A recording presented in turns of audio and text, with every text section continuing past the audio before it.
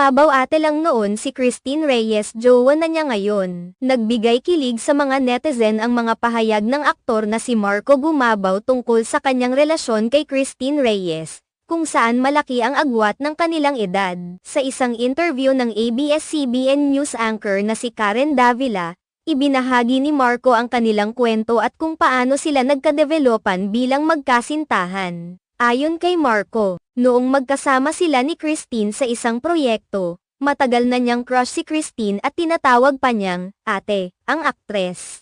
Mula sa pagiging magkaibigan, hindi raw nila inaasahan na mauurong ang kanilang magandang samahan at magiging magkasintahan sila. Sa kabila ng pagiging magkaibigan at magkasama sa trabaho, ang kanilang relasyon ay nagkaroon ng natural na pag-usbong, at nangyari ito nang hindi nila pinipilit. Nang tanungin si Marco tungkol sa isyu ng kanilang age gap, inamin niya na may mga